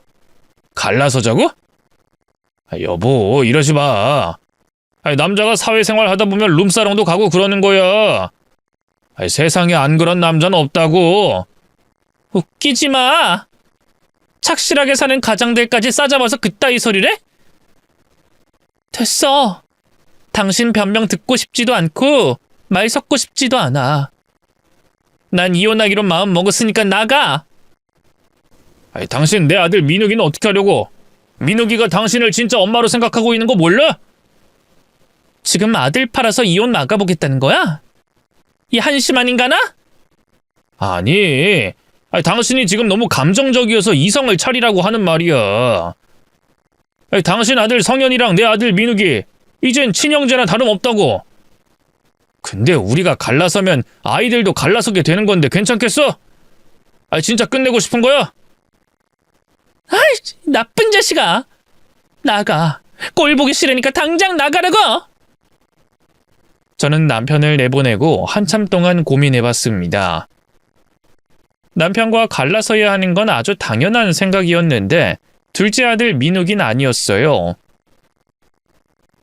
이혼하게 되면 이제 헤어지게 되는 것인데 3년간 키우면서 너무나도 많은 사랑을 주고받아서 쉽게 헤어질 수 없다는 걸 알고 있었죠. 한참 동안 고민을 하다가 결국 남편에게 마지막 기회를 주기로 결론을 내렸습니다. 당신 한 번만 더 실망시키면 그땐 진짜 아웃이야. 민욱이가 당신 살린 거야. 알겠어? 고마워. 나 앞으로 절대 술집도 안 다니고 도박도 안 할게. 애처가로 변할 테니까 두고 보라고. 나 큰 거 바라는 거 없어. 당신이 예전보다 돈을 덜 벌어다 줘도 괜찮으니까 제발 허튼 짓만 하지 마. 그리고 당분간 각방 쓰자. 룸사롱 여자들이랑 2차 나간 당신이랑은 도저히 한방 쓰지 못하겠어. 알겠어. 언제가 됐든 기다릴게. 여보, 용서해줘서 진짜로 고마워. 결국 그렇게 남편을 다시 받아줬고 각방 생활을 하며 결혼을 유지했습니다. 두 아들은 저희 부부가 각방 쓰는 걸 보고 왜 그러냐고 자주 물었는데 그냥 남편 코골이가 심해서 각자 자는 거라고 둘러댔습니다. 그렇게 몇 달 동안 별일 없이 지내고 있었는데 남편이 조금 어두워 보였습니다. 저와 각방을 써서 그런 건지 화물 운송 일이 힘들어서 그런 건진 모르겠지만 얼굴에 그늘이 가득하더라고요. 왜 이렇게 어두워? 당신 어디 아파? 걱정거리라도 있는 거야? 아니, 그냥 요즘 마음이 좀 싱숭생숭하네. 내가 왜 사나 하는 생각이 자주 들어. 뭐? 그게 얼마 전까지 룸사롱에서 놀던 남자가 할 소린가? 여보, 이제 그만 좀 해. 내가 잘못했다고 했잖아. 나 요즘 많이 우울해. 사는 게 무슨 이유인가라는 생각에 잡혀서 헛생각을 자주 해. 그래. 다른 건 몰라도 당신이 일만 하고 살았으니 그럴 수도 있지. 가족여행을 한번 다녀올까? 우리 둘이 다시 가까워질 기회도 가지고 아이들과 재밌는 추억도 만들 겸. 아니, 그냥 나 혼자 여행 다녀오면 안 될까? 혼자 바람도 쐬고 생각도 정리하고 싶어. 당신이 사춘기 소년도 아닌데 그렇게까지 해야 해? 혼자 바람 쐬러 가는 게 아니라 바람 피우러 가는 거 아니야? 에이, 여보. 나 반성하고 정신 차렸다니까. 그냥 모든 게 복잡해서 혼자 머리 좀 식히러 낚시나 다녀올까 해. 며칠 쉬고 오면 안 될까? 그렇게 가고 싶으면 가야지. 다녀와. 다만 또 나를 실망시키는 일을 저지르면 진짜 끝이야. 민욱이도 같이 내보낼 거라고. 그것만 명심해. 알겠어, 명심할게. 그럼 오랜만에 낚싯대 좀 닦아야겠다. 오래 안 걸려. 2박 3일로 다녀올게. 저는 남편을 100% 믿는 건 아니었지만 혼자 시간을 보내야겠다고 하니 마음대로 하라고 했어요. 그리고 뒤에서 더러운 짓을 하게 되면 나중에 밝혀질 것이니 마음을 비우고 보내줬습니다. 그이는 며칠 뒤 아이들과 하루 재밌게 놀고는 혼자 여행을 떠났습니다. 저와 아들들은 평소와 같이 잘 지냈고요. 사흘이 지났는데 그이가 돌아오지 않아 연락을 했더니 받지 않더라고요. 아직 더 쉬다 오고 싶어 하나 해서 그냥 내버려뒀습니다. 그런데 일주일이 지나도 집에 돌아오지 않았답니다. 연락을 해도 받지 않으니 뭔가 이상해서 실종 신고를 하려고 했어요. 경찰서에 가면 위치 추적을 해서 어디 있는지 알 수 있으니 빨리 찾아보기로 했죠. 그런데 그 전에 모르는 번호로 연락이 왔답니다. 여보세요? 박세훈 집사람인가요? 네, 제가 그 사람 아닙니다. 누구시죠? 아유, 내가 맞게 전화했네. 나는 세훈이 엄마의 사촌 되는 사람이에요. 어머님 사촌분이라고요? 어머님한테 무슨 일이라도 있나요? 아니, 내 사촌 말고 사촌 조카 박세훈한테 큰일이 있었어요. 낚시터에 갔다가 물에 빠져서 실종됐어요. 내 사촌은, 그러니까 색시의 시어머니는 쇼크로 병원에 입원했고요. 네? 제 남편이 실종됐다고요? 아유, 맞아요. 우리가 정신이 없어서 색시한테 전화를 이제야 줬네요. 사실 세훈이가 세장가 간 것도 오늘에서야 알았습니다. 지금 해양경찰이 수색하고 있는데 세훈이는 아직 못 찾았습니다. 이게 다 사실이에요? 안 되겠어요. 제가 당장 내려갈게요. 낚시터가 어디에 있는 거죠? 색시 시댁이랑 가까운 곳이니까 찾기 쉬울 거요. 주소 찍어줄 테니까 어여 오세요. 저는 아무것도 신경 쓰지 못하고 집에서 나와버렸습니다. 뒤늦게 친정 부모님한테 아들들이 학교에서 돌아오면 봐달라고 연락을 했답니다. 낚시터에 갔더니 아무도 보이지 않더라고요. 그래서 시어머니가 입원한 병원에 찾아가 친척들과 어머님을 만나게 됐고 아무리 찾아도 남편을 발견하지 못해 수색을 중지하게 됐다며 안타깝지만 포기하라고 하더군요. 그때 두 다리에 힘이 풀려 주저앉게 됐고 남편을 다시 볼 수 없을지도 모른다는 사실에 가슴이 찢어질 것 같았습니다. 시어머니는 수어로 미안하다고만 말씀하셨고 친척들은 마음 정리하는 게 좋을 것 같다고 했어요. 어떻게 해야 할지 몰라 울음만 터뜨렸고 빨리 남편이 나타나기만을 기다렸습니다. 하지만 며칠 뒤 현실을 직시하게 됐고 남편이 돌아오지 않을 거라는 걸 받아들였답니다. 그리고 서울로 올라가기 전에 친척들이 둘째 아들 민욱이에 대해 묻더군요. 계속 제가 키울지 시골로 보낼지 물었답니다. 세훈이 각시, 민욱이는 어떻게 하실 생각인가? 지금 상황을 보니 세훈이 모친이 키울 상황은 못 되는 것 같은데. 그렇다고 우리가 돌볼 수도 없지. 아무래도 보육원에 보내야 되지 않을까? 네? 민욱이를 보육원에요? 저는 친척들을 돌아보며 빠르게 생각했습니다. 여기서 민욱이를 키워줄 사람은 아무도 없다는 걸 알았고 보육원에 보낼 수도 없다는 걸 확실하게 결론을 내렸죠. 그래서 제가 계속 키우겠다고 대답했습니다. 민욱이 제 아들입니다. 가슴으로 낳은 제 아들입니다. 엄마인 제가 계속 키우는 게 당연한 일이죠. 이야, 요즘 보기 드문 처자네. 피 한 방울 섞이지 않은 애를 키우겠다니 대단해. 저는 칭찬받자고 내린 결정이 아니기 때문에 그들의 말을 귀담아 듣진 않았습니다. 서울로 올라와서 똑같이 지냈습니다. 아들들에게 남편의 상황을 조심스럽게 이야기하자 둘째 아들이 크게 울음을 터뜨렸습니다. 엄마, 그럼 나 이제 엄마랑 못 사는 거야? 나 쫓겨나는 거야? 뭐? 민우가 그게 무슨 말이야? 여기가 네 집이고 내가 네 엄마야. 그리고 성현이 네 형이고. 달라지는 건 없어. 정말? 그럼 나 나가지 않아도 되는 거야? 우린 달라지는 거 없어, 민우가. 둘째 아들은 남편의 실종보다 저와 큰아들과 헤어질까봐 무서워서 울었습니다. 그렇게 두 번째 남편과도 원치 않는 이별을 하고 새 식구가 되어 살기 시작했는데 아무래도 혼자 두 아들을 키우는 게 쉽지만은 않더라고요. 애들이 한 살 한 살 먹을수록 들어가는 돈이 장난 아니게 많았습니다. 그래도 저는 두 아들을 똑같이 가르치고 똑같이 입히고 먹이며 키웠습니다. 7년의 시간이 지나는 동안 많은 것이 변했어요.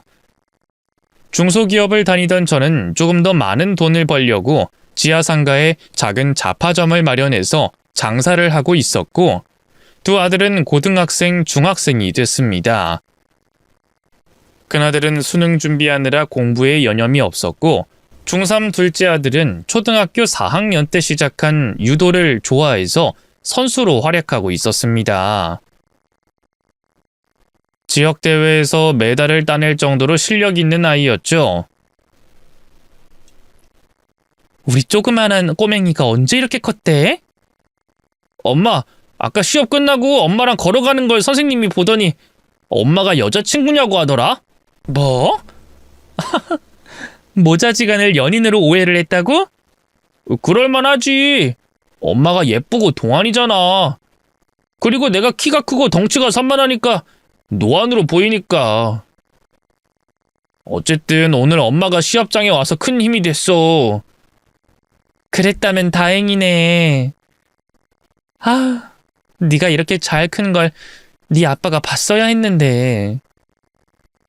저는 남편이 실종되고 1년 뒤에 작은 아들을 제 호적에 올렸답니다. 건강보험이나 학교 생활 등 많은 것들이 걸려 있어서 남편이 실종된 걸 증명하는 서류를 제출해 민욱이를 제 호적에 올려 같은 성씨가 되어 그때부터는 마음뿐만 아니라 서류로도 모자지간이 되었었죠. 마음속에 남편은 이미 잊혀졌고 지금 사는 새 식구만 무탈하고 건강하게 잘 살기만을 소망하며 지내고 있었는데 어느 날 오랫동안 연락이 끊겼던 친구 영채에게서 연락이 왔어요. 청아야, 나 영채야. 오랜만이다. 영채야.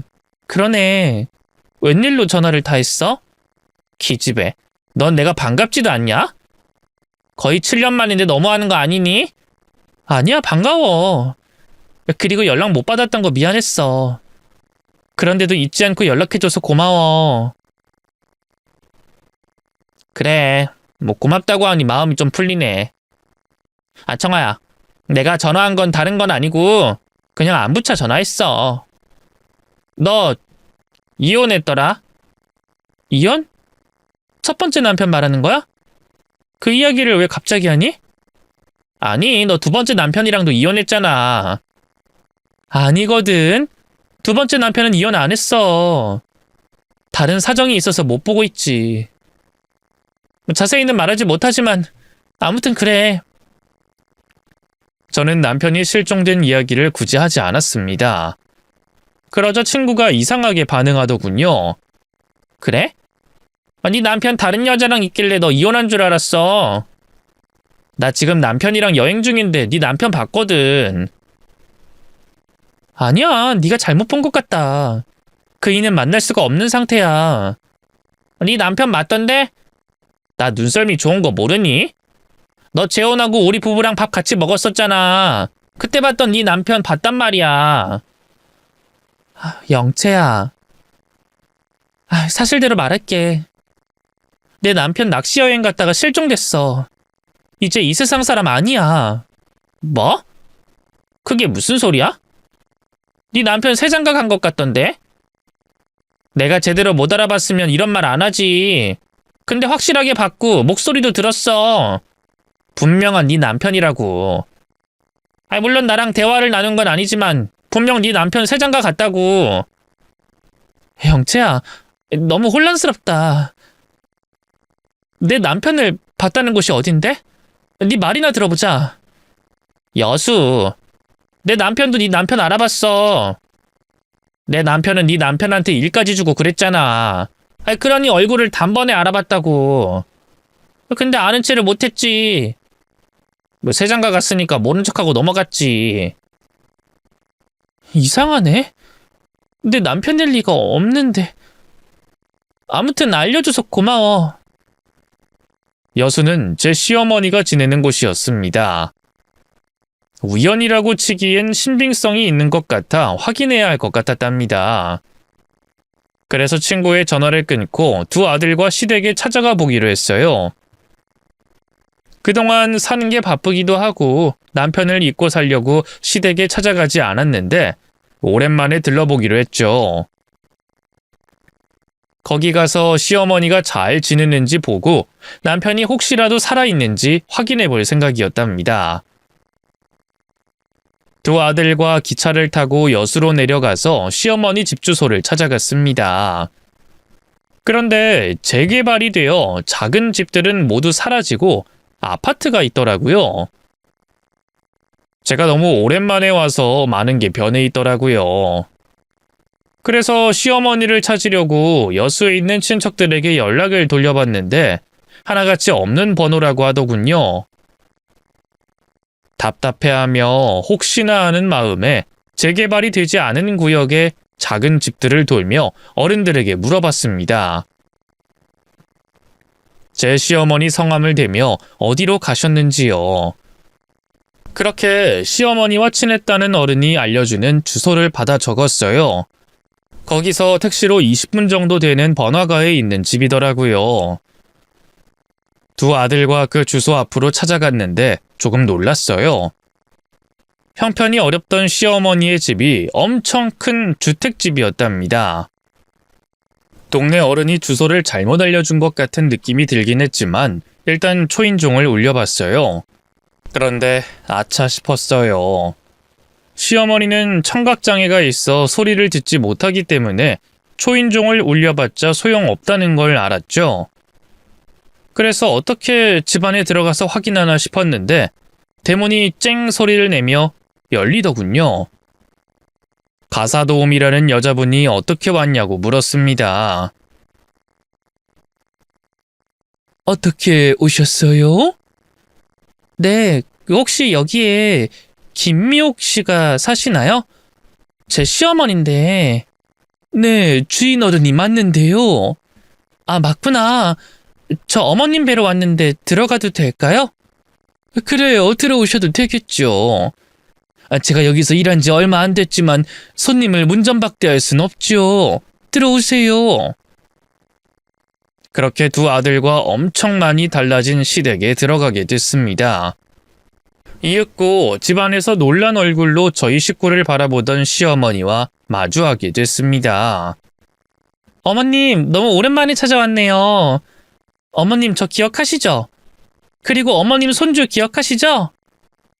시어머니는 두 손을 덜덜 떨면서 현관 앞으로 와 집안에 들어오지 못하게 막더라고요. 말씀을 못하시니 무슨 일인가 해서 도우미 아주머니한테 물어봤습니다. 아주머니, 저희 어머님 왜 이러시는 거예요? 글쎄요. 저도 수어를 못해서 통역은 못해요. 그냥 살림만 하고 출퇴근하거든요. 이 할머님이 왜 이러시지? 제가 아드님을 모셔올게요. 네? 방금 뭐라고 그랬어요? 아드님이요? 네, 여기서 같이 살고 있는 아들이 있는데 모르셨어요? 분명히 제가 아는 시어머니의 아들은 제 남편이 유일했습니다. 그런데 집안에 같이 산다는 아들이 있다고 하니 놀라웠습니다. 혹시 시어머니가 새 시집을 가서 의붓 아들이 생긴 건가 싶어 얼굴을 보고 대화를 나눠야겠다고 판단했죠.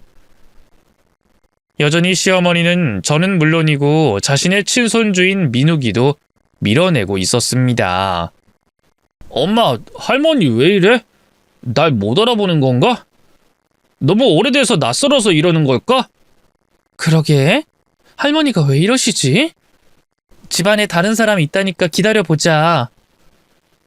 가사도우미가 큰 소리로 아드님 하고 소리치자 2층 계단에서 한 남자가 내려오더군요.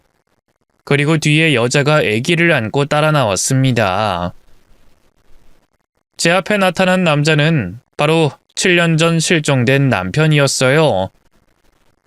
너무 놀란 나머지 두 다리에 힘이 풀려 주저앉고 말았습니다. 시어머니는 주먹으로 자기 가슴을 쿵쿵 치면서 뒤로 물러났습니다. 제 남편은 못 볼 걸 본 사람처럼 저와 두 아들을 보고 경악했습니다. 당신이 여길 어떻게... 민욱이니? 당신 뭐야? 7년 전에 실종된 사람이 왜 여기 있어? 어머님이랑 같이 멀쩡하게 살고 있던 거야? 그리고 저 여자와 애기는 또 뭐고? 아이, 미치겠네. 여긴 어떻게 한 거야? 당신이 여길 찾을 방법이 없는데 어떻게 알고 온 거야? 지금 그게 중요해? 나한테 우리 아들들을 두고 사라졌던 사람이 멀쩡하게 살아있는 게 말이 돼? 도대체 무슨 일이 있던 거야?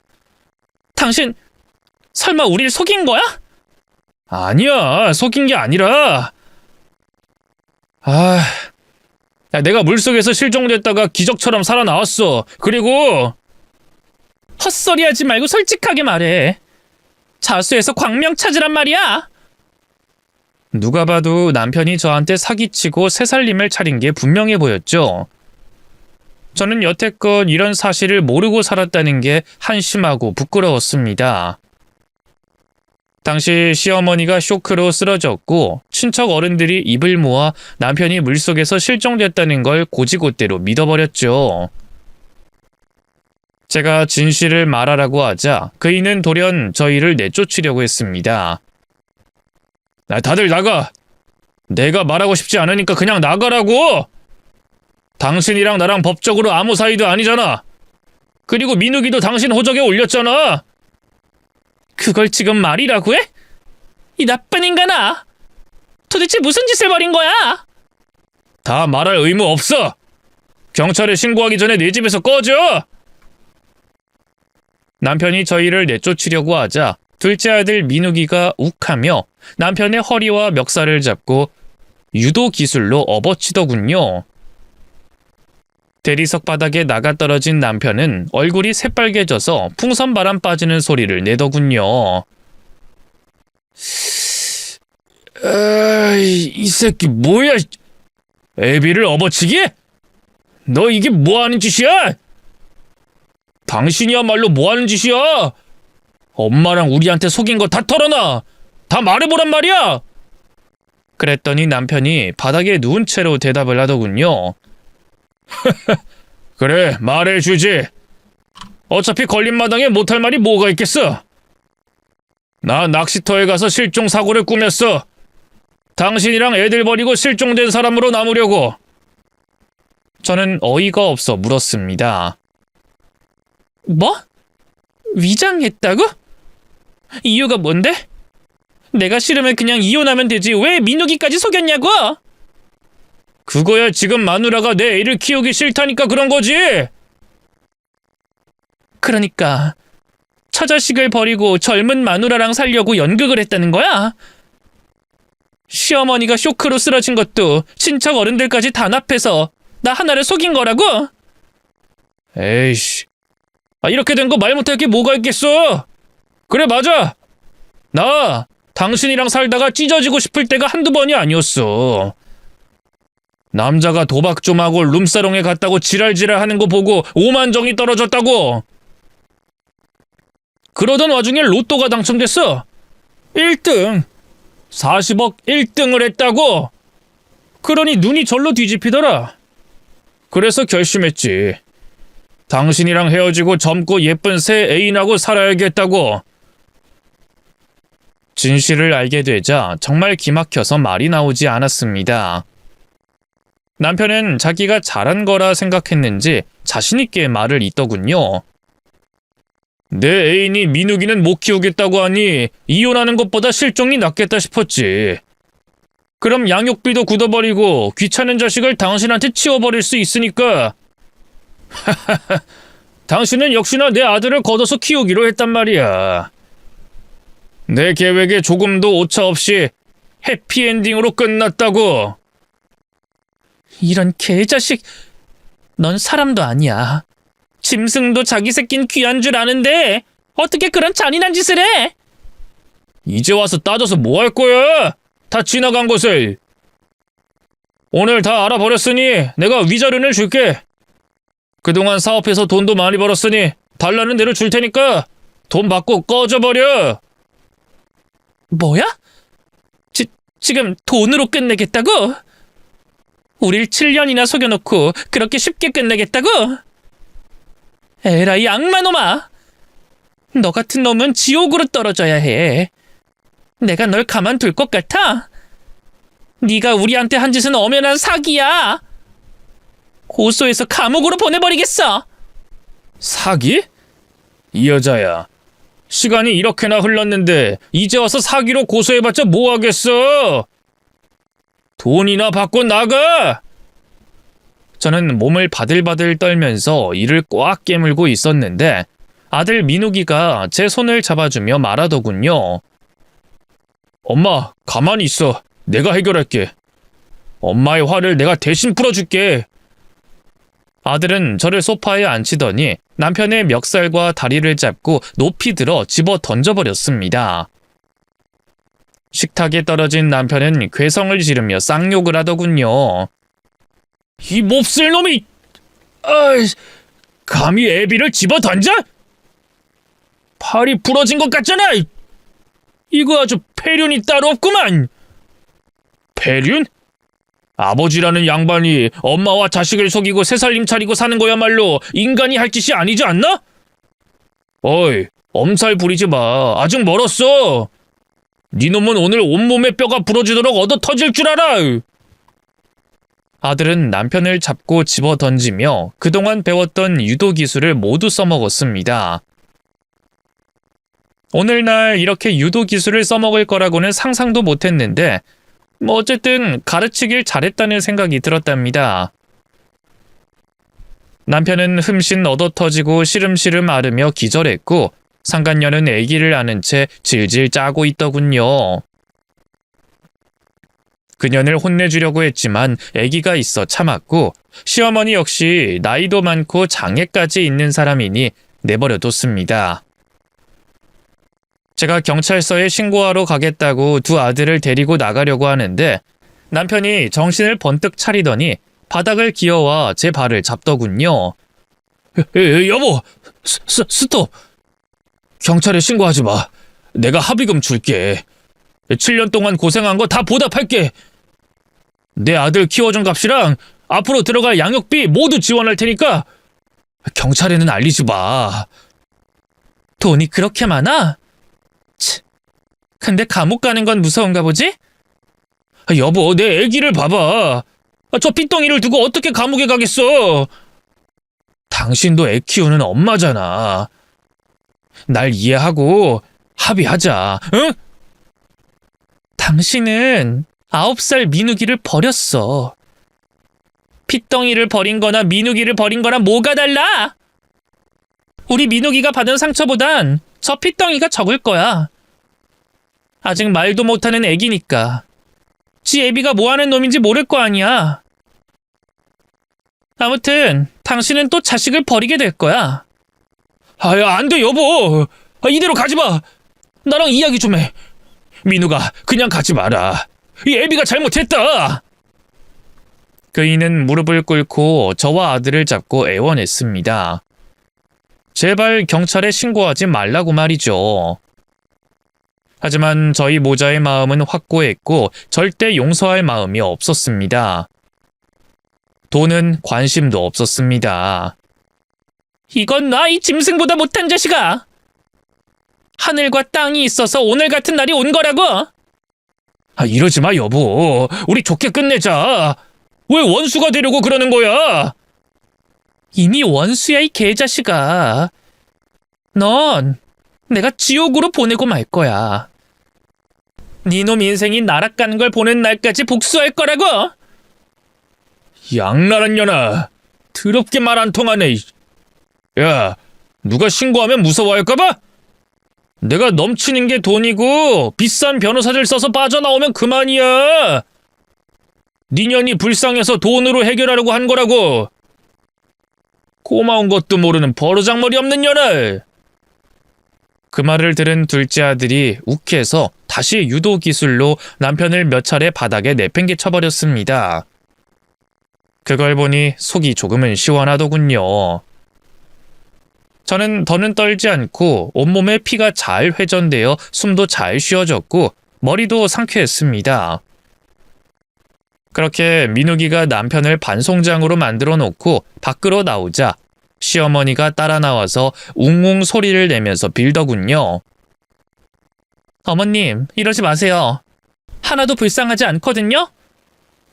나를 버리려고 한 것이면 이해하겠지만 당신 손주를 버리려고 아들 잃은 엄마 흉내를 내려고 병원에 입원까지 해요? 이 미친 할망구야. 당신도 똑같은 악마야. 하늘이 절대 가만두지 않을 테니까 매일 겁에 질려서 살아봐. 시어머니는 제 입모양을 보고 무슨 뜻인지 알고 눈물을 흘리더군요. 하지만 그 눈물이 진심인지 악어의 눈물인지 구분되지 않더라고요. 아들은 쇼하는 것이니 무시하고 경찰서에 가자고 제 손을 끌었습니다. 그래서 경찰서에 가서 제가 7년 동안 당한 일을 모두 털어놨습니다. 로또 당첨 후에 실종으로 사기를 치고 민욱이를 저에게 버리고 젊은 년이랑 살림을 차려 살아왔다는 것 모두 밝혔죠. 7년 전 경찰들까지 속여가면서 벌인 짓이니 엄연한 사기로 구분됐습니다. 그래서 검찰이 송치를 해서 남편을 구속 수사하게 됐고 재판날에 다시 지방으로 내려왔습니다. 그이는 징역을 선고받아 교도소로 이감됐습니다. 그러자 남편은 변호사를 통해 저에게 합의를 하자고 하더군요. 제가 합의해주면 형량이 줄어든다면서 달라는 대로 돈을 준다고 했죠. 하지만 저는 그놈의 더러운 돈을 한 푼도 받지 않겠다고 거부했습니다. 그리고 남편의 마지막을 보려고 면회를 찾아갔답니다. 당신 얼굴 좋아졌네. 콩밥이 입에 맞나 봐? 기름이 줄줄 흐르네. 당신은 이게 좋아 보여? 나 지금 찬바닥에서 잠자서 입이 돌아갈 것 같다고! 여보, 내 변호사가 합의금 제시했잖아. 그거 받고 합의 좀 해줘. 웃기고 있네. 내가 당신 돈을 받을 일은 절대 없어. 거기서 평생 썩지 않는 것만으로도 감사한 줄 알아. 이 사기꾼 자식아. 처자식을 버린 이유가 다른 여자와 살림 차리는 거였지? 그 대가를 이제야 받게 된 거니까 벌 받고 사람 새끼가 되도록 해. 이 망할려나! 날 놀려먹으려고 찾아온 거냐? 야, 가지마. 그냥 가지 말라고! 교도소에서 썩다가 확 되져버려. 이 짐승보다 못한 놈아.